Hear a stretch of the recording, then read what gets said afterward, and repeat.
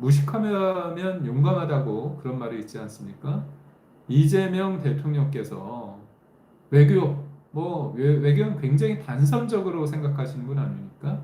중국의 셰셰, 대만의 셰셰, 그리고 싱하이밍 중국 대사가 찾아오라고 하니까 야당 대표께서 한 걸음에 달려가 가지고 시진핑, 싱하이밍이 이 A4 용지에 쫙 장문의 글을 쭉 읽는데 이재명 당시 민주당의 아버지라고 하는 이재명 당시 대표는 아무 얘기도 못한 상태에서 훈계조로 감나라 배나라 얘기하는 것을 잘 들으셨던 그런 모습을 봅니다. 심지어 싱하이밍 당시 대사가 중국이 패할 것이라는 그런 것에 베팅하는 건 오판이다. 이런 얘기를 했습니다. 쉽게 말해서 이재명 당대표를 앞에 두고 거대 야당의 대표를 앞에 두고 얘기를 한 거예요. 너희 미국 말고 우리 편에 줄 서. 이런 얘기를 한 겁니다. 오죽 민주당인 사람들이 중국 사람들한테 중국의 어떤 모습을 비췄길래 적반하장식의 그런 훈계죄로 그런 얘기를 할 수 있겠습니까? 그렇다면 그런 사람이 대통령이 됐다고 했을 때 미국이 바라보는 시선, 다시 한번 얘기를 한다면 이재명 대통령께서 후보 시절에 타임즈 기자가 질문을 냈어요. 중국이 대만을 공격하면 한국은 어떻게 했느냐, 도와주겠느냐 그런 얘기를 했을 때 뭐라고 대답을 했냐? 외계인이 침공하면 그때 생각하겠다고 얘기했습니다. 저는 중국이 대만을 공격했을 때 한국이 무조건 도와야 된다, 안 된다 이런 얘기를 했을 때 정치적인 부담이 될 수 있다고 봐요. 그렇기 때문에 그럴 때 전략적 모호성을 띠는 대답이 될 수 있습니다. 근데 그게 외계인이 침공하면 그때 생각하겠다는 것은 미국 사람들을 조롱하는 거예요. 이재명이라는 한 사람의 무식한 그 발언이 미국이 대한민국을 바라보는 데 있어서 야, 대한민국 우리가 가장 중요시하는 양안 문제, 중국이 대만을 죄송합니다. 공격했을 때 그때 대한민국은 어떤 행동을 했을까? 어떤 행동을 할까? 그거에 대한 그런 고민이 묻어나지 않는 거죠. 실제로 중국의 시진핑은 파이낸셜 타임스 보도에 의하면 인민해방군에 2027년까지 대만을 공격할 수 있는 능력을 갖추라고 지시를 했다고 합니다. 2차 세계대전 이후에 러시아가 일방적으로 우크라이나를 침공했습니다. 주권 국가를 침공했습니다. 그러면 중국이 영토 야육에 대한 강한 욕망을 가지고 있습니다. 그리고 또 본인들 입장에서 중국은 하나다. 이 목표 아래 대만은 우리나라 땅이기 때문에 언제든 수복해야 된다는 생각이 있는 거예요. 그렇지만 그건 물리적인 기반을 통해서 현상 변경을 꾀하고자 하는 부분에 대해서는 미군이 반대를 하는 겁니다. 미국이. 그런 관점에서 단순히 미국이 중국에 대한 입장을, 태도를 보이는 이재명 대통령이라는 사람의 그 인식에 대해서 불만이 많은 거예요. 아니, 우리 국내적으로도 그렇잖아요. 이재명이라는 사람, 그리고 문재인이라는 사람이 이 진보 진영의 사람들이 과연 북한에 대해서 냉정하게 북한을 바라보고 있는지, 아니면 감성적인 생각에 의해서 대하고 있는지에 대한 그런 의구심이 있을 수밖에 없습니다. 그래서 이재명 대통령께서 당선이 됐음에도 불구하고 미국에서 반응이 없었어요. 반응이. 뒤늦게 반응이 있었는데 어떤 반응이냐?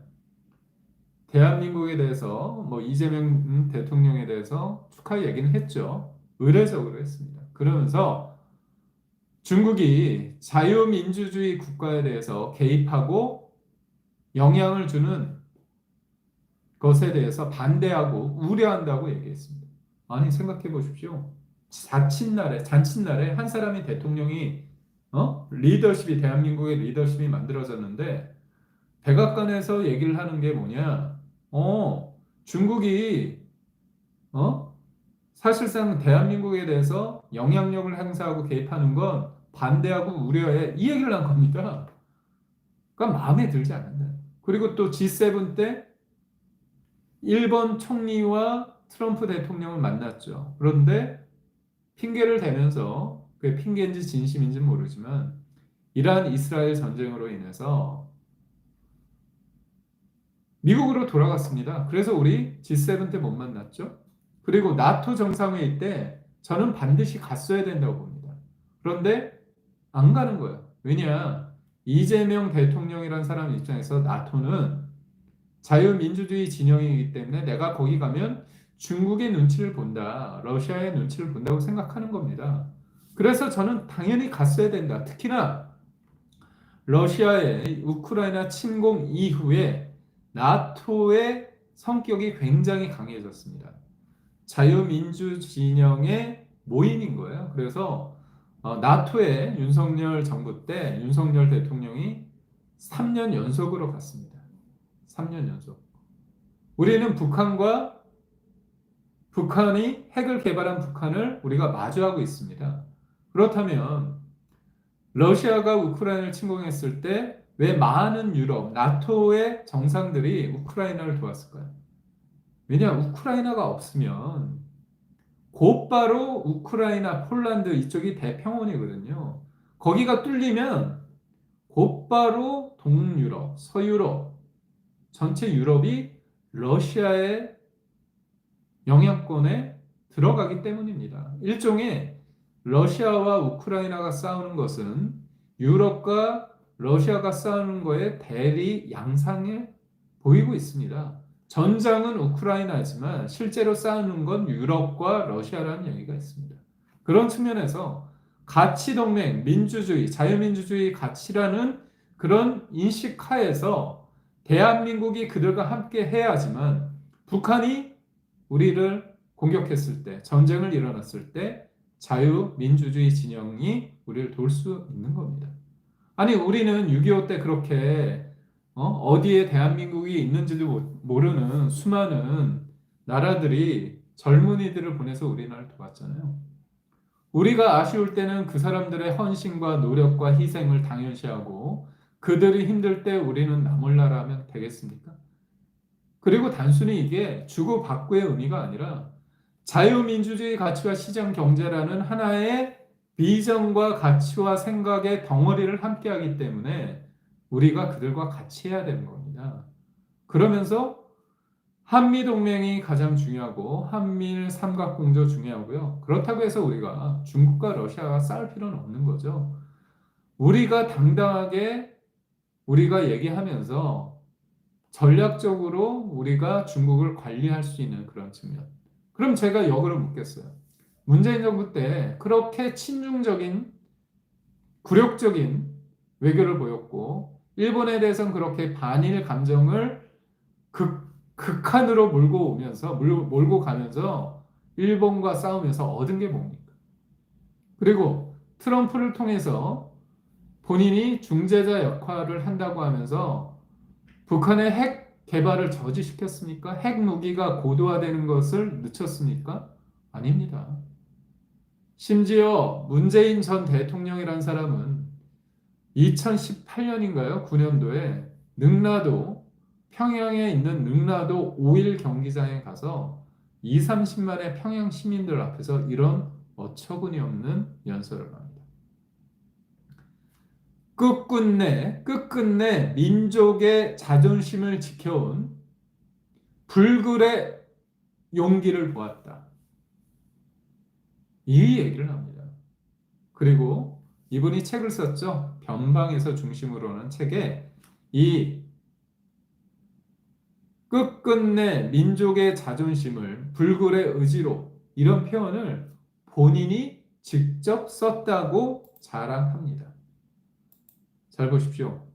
북한이 누구로부터 민족의 자존심을 지킨다는 겁니까? 그럼 우리는 민족의 자존심이 없습니까? 북한은 미국으로부터 나라를 지킨 겁니까? 그래서 민족의 자존심을 지키는 거고 그게 불굴의 용기입니까? 아니 저는 문재인이라는 사람의 진짜 생각이 얼마나 위험하냐, 얼마나 감성적이냐 생각해 보십시오. 인권 변호사라는 사람이 그 떼약볕에서 강제로 동원돼서 평양 시민들의 거리에서 이런 것들을 막 흔들면서 외치는 거 보기 좋습니까? 제가 볼 때 당시 문재인 전 대통령은 이 입꼬리가 이 귀에 걸렸었어요. 흐뭇해가지고. 그게 바로 김정은한테 노란한 격입니다. 김정은이 근데 트럼프하고 협상이 잘 안 되니까 문재인 전 대통령한테 뭐라고 얘기했습니까? 삶은 소대가리라고 그러지 않았습니까? 그리고 국제사회는 어떻게 했습니까? 야, 어떻게 김정은의 수석 대변인 같다. 그런 평가를 한 거 아닙니까? 그리고 북한이 얼마나 그 대한민국의 대통령을 우습게 알면 정치인들을 어떻게 우습게 하냐면 그 평양의 옥류관 주방장 그런 사람들의 얘기를 들으면서 뭐 저기 뭐냐 그 냉면만 맛있게 먹었다 뭘 한 게 있는데 냉면만 그렇게 맛있냐 맛있게 먹었냐 얘기를 하고 제가 이름이 생각이 안 나는데 그 북한의 한 고위직이 우리나라 재벌 대기업들이 평양에 갔을 때 냉면을 먹을 때 목구멍으로 냉면이 잘 들어가냐 뭐 이런 어떻게 보면 황당한 얘기를 했습니다. 얼마나 굴욕적인 태도를 보였으면 북한도 그렇고 중국도 그렇고 그냥 샌드백 신세가 된 거 아닙니까? 그래서 중요한 게 원칙입니다. 그리고 중요한 게 본인이 어떤 생각을 가지고 있느냐, 세상을 어떻게 보고 있느냐가 되게 중요합니다.